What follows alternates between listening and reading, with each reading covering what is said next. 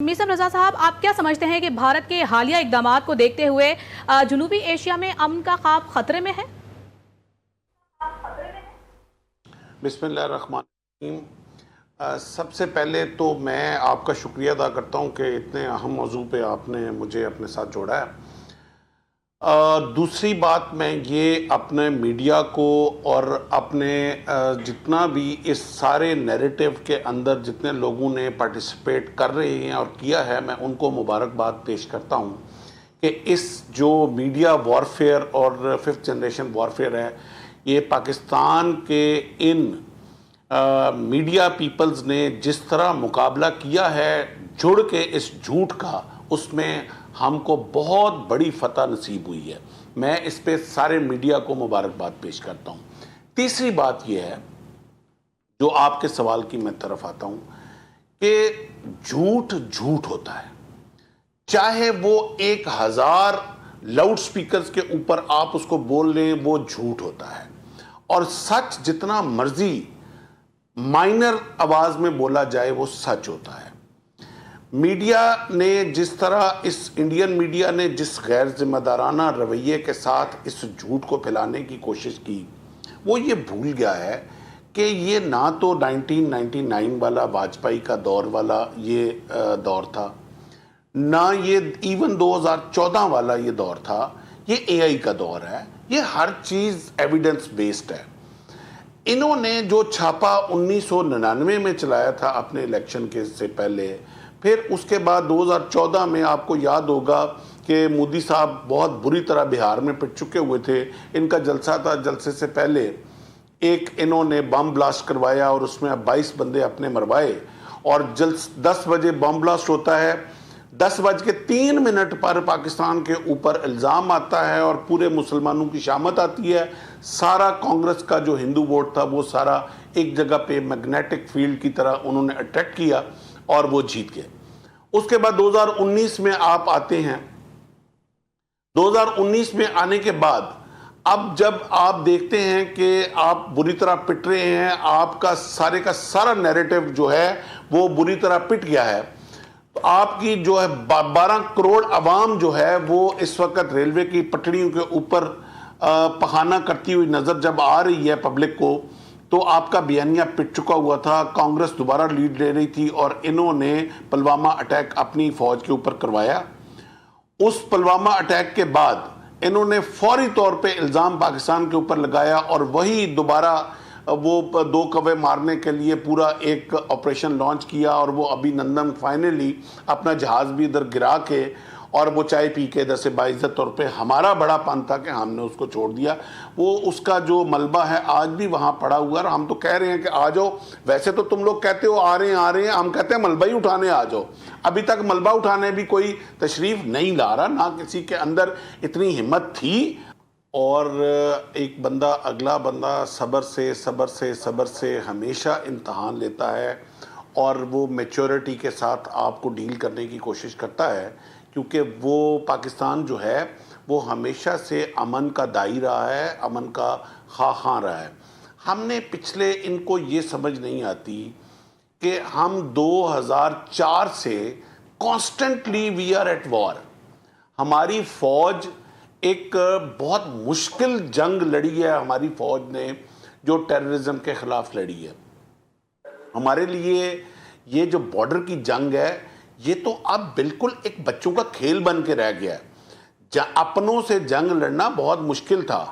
हमने जो टेररिज्म की हमारी फ़ौज की ट्रेनिंग हो चुकी हुई है, जिस जंग की हमने ट्रेनिंग कर ली हुई है, we are always at war. और इन लोगों को ये भूल गया है कि इन लोगों को अपनी ज़िंदगियों से इतना प्यार नहीं जितना हमें मौत से प्यार है। हमें इश्क है मौत से। और जब हमें लड़ने के ऊपर आमादा ये कर देगा और मजबूर कर देगा, ये कॉर्नर कर देगा, तो हमने ये नहीं देखना कि इनके पास क्या है।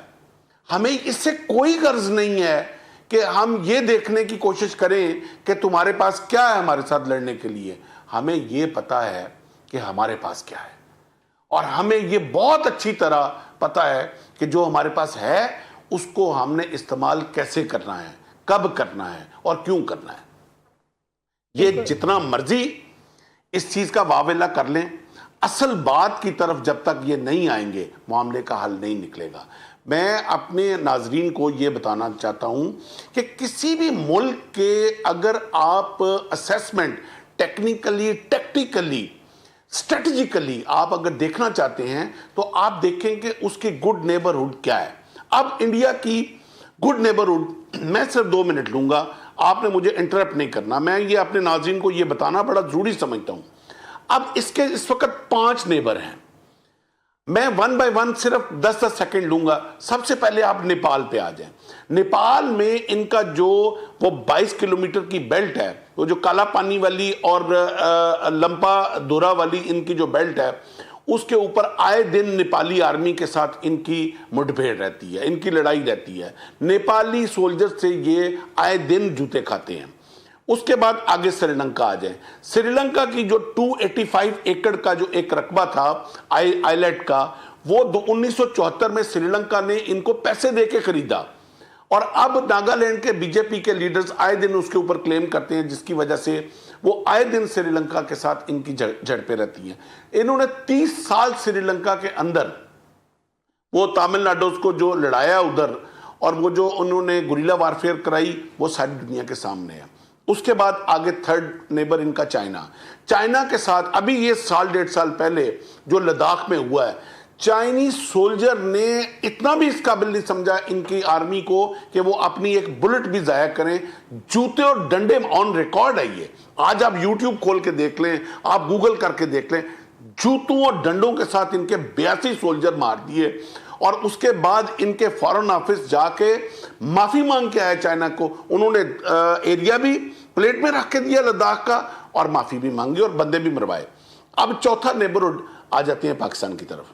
آپ نے ہم سے ہمیشہ اپنا نیریٹو بلڈ کرنے کے لیے اور آپ نے اپنی اقتا کو مینٹین کرنے کے لیے آپ نے ہمیشہ پاکستان دشمنی کا سہارا لیا، جو کہ ایک سرے سے اس کی بنیاد ہی غلط ہے۔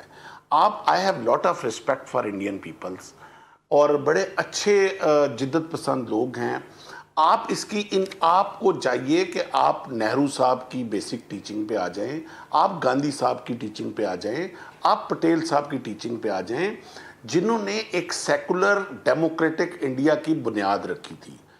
بی جے پی نے، آر ایس ایس نے، اور یہ جو میرا ہندو مذہب سے کوئی اختلاف نہیں، لیکن ہندواتا ایک اور مائنڈ سیٹ ہے، جو ہندواتا نے اس طرح گیلپ کیا ہے، کھا لیا ہے ڈیموکریٹک سیکولر انڈیا کو، کہ اب الٹیمیٹلی ہو کیا رہا ہے کہ آپ نے جب اتنی ساری نیبرہڈ کے ساتھ اپنی بگاڑ لی ہے، اور آپ کو کسی کے گھر میں جب اچھا ابھی میں بنگلہ دیش کو میں ابھی ڈسکس نہیں کیا، 5واں نیبرہڈ جو ریسنٹلی اب آپ نے بنگلہ دیش کے اندر اتنی انویسٹمنٹ کی 1965 کے بعد، پھر 71 میں آپ نے بنگلہ دیش کو ہم سے علیحدہ کروا لیا۔